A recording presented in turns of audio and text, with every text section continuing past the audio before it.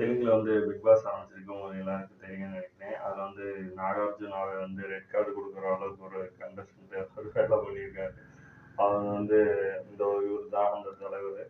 அவர் என்ன வேலை பண்ணியிருக்காங்க, ஒரு பிக் பாஸ்ல டாஸ்க் வந்து சாதாரணம். அந்த டாஸ்க்ல வந்து கோழி டாஸ்க் வச்சுருக்காங்க. அதாவது கோழியோட முட்டையை யாரா சேகரிக்கிறாங்களோ அந்த டாஸ்க் வச்சுருந்துருக்காங்க. அந்த டாஸ்க்ல ரொம்ப ஒரு சண்டை கிணத்துலலாம் அஞ்சுலாம் நிறைய விஷயம் வந்திருக்கு. இவ்வளோ போட்டி போயிட்டு இருக்கல கடைசியில் நைட் என்ன இருக்கு தலைவர் வந்து பிக் பாஸ்க்கு ஏதோ பிரச்சனை போல அவர் அதனால தான் இந்த மாதிரி டாஸ்க் வைக்கிறாரு. அது மட்டும் இல்லாம பிக் பாஸ் கிடையாது, அவரு ஒரு பயாஸ் பாஸ் அப்படி இப்படின்னு சாம்பார் ஆப் எனக்கு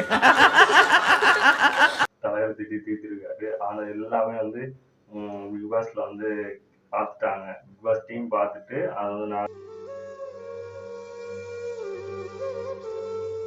என்னது இது சார் சொல்லி உனக்கு வந்து லாஸ்டா வார்னிங் தரான், நீ சாரி கேட்டு நீ இது இருக்கணும்னா சர்வை பண்ணணும்னா பிக் பாஸ்ல சாரி கேளு அப்படின்னு சொல்லியிருக்காரு. What nonsense you are talking about me? உடனே ஹவுஸ் மேட்லாம் சொல்லிட்டு சாரி கேளு அப்படின்னு உடனே சரி சாரி கேட்டாரு. இதுல என்ன தலைவர் முக்கியமான வேலை பார்த்துருக்காங்கன்னா, நான் சரியா பேசுறேன்னா ரொம்ப கரெக்ட் ஊரை விட்டுரு. என்ன ஊரை விட்டுரு?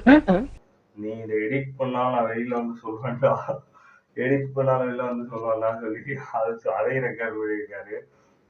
இந்த வீக்கெண்ட்ல இதெல்லாம் போயிடுச்சு.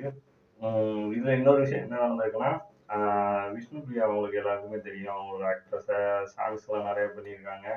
அவங்க கிளாமர் ரோல்ஸ்லாம் நிறைய பண்ணியிருக்காங்க. அவங்க வந்து ட்ரெஸ்ஸிங் பண்றது வந்து டிஸ்கம்ஃபர்ட்டா இருக்கு அப்படின்னு சொல்லி சோனியா சொல்லியிருக்காங்க. சோனியா குலாங்கிறவங்க அவங்க 1-2-3 ஃபிலிம்ஸ் மேல பண்ணியிருக்காங்க. நீங்க பாத்தீங்கன்னா அவங்களுக்கு தெரியும். இந்த இவங்க தான் வந்து இந்த ஆர்ஜிவி கூட இருக்காங்கல்ல, இவங்க வந்து ட்ரெஸ் சரியில்லைன்னு சொல்லி. யார் நீயா? அது என்னமா இப்ப கொஞ்சம் கூட வெக்கப்படாம பேசிட்ட?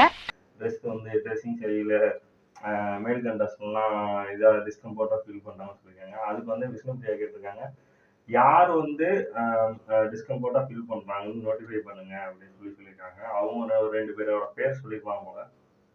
இதில் என்ன ஒரு விஷயம் அப்படின்னா, ஆர்ஜிவி சார் கூட இவங்க ஃபோட்டோ எடுத்திருக்காங்க. பொதுவாகவே நான் ஆர்ஜிவி சாரை பற்றி தெரிஞ்சவங்களுக்கு சொன்னேன்.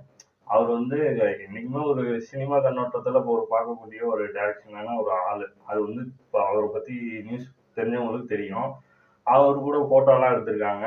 ஆனால் வந்து இவங்களே வந்து ட்ரெஸ் பற்றி பேசுறது நம்மளுக்கே தெலுங்கு ஆடியன்ஸ் கிடையாது, தமிழ் ஆடியன்ஸாகவே நம்ம பார்க்கையில கொஞ்சம் அவங்க ட்ரெஸ் பற்றிலாம் பேசியிருக்க வேண்டாம்னு தான் தோணுது.